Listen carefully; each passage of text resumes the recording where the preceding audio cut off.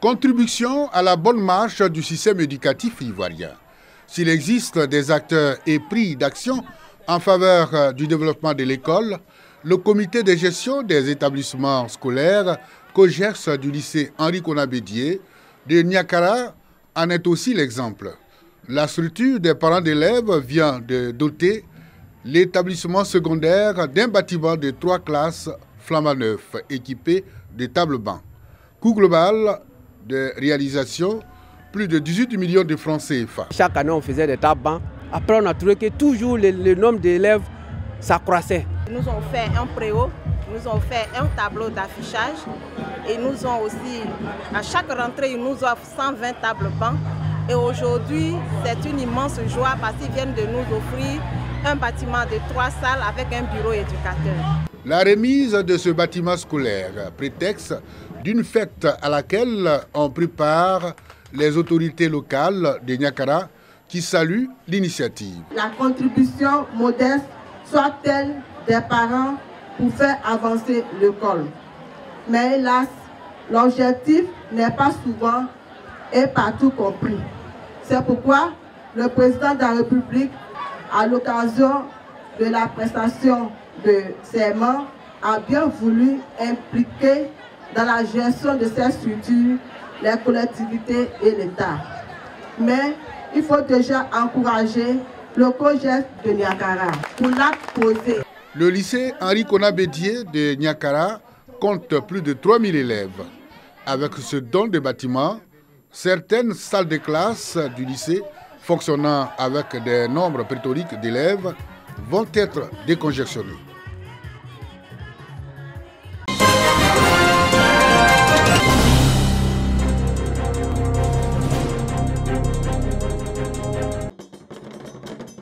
C'est dans la pure tradition à Djoukrou que la fête de l'Ebeb du village de Toupa, dans le département de Dabou, a été célébrée. L'Ebeb, fête de la prise du pouvoir illustrée ici par la passation de pouvoir entre la génération sortante Mboma et leur successeur, les Nigbessi. Le rituel de l'Ebeb est une institution ancestrale qui définit le mode de gouvernance traditionnel régi par une chaîne de commandement.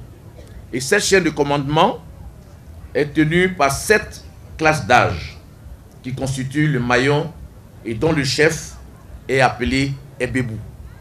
Ebeb nous commande de taire nos querelles intestines malgré nos divergences de point de vue et nos sensibilités.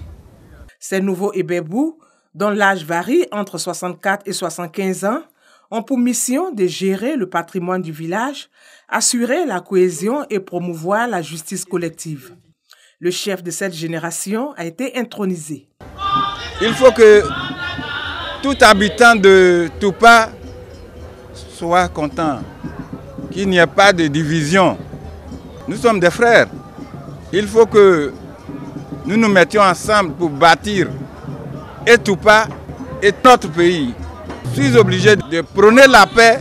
La fête de l'Ebeb à Toupa a aussi mobilisé l'attention de plusieurs sensibilités culturelles.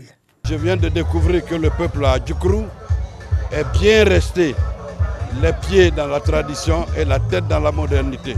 Le parrain de la célébration de l'Ebeb édition 2020 à Toupa est le ministre chargé des Affaires présidentielles, Téné Birahima Ouattara, représenté par son directeur de cabinet. Mon peuple périt, faute de connaissance, disent les Saintes Écritures.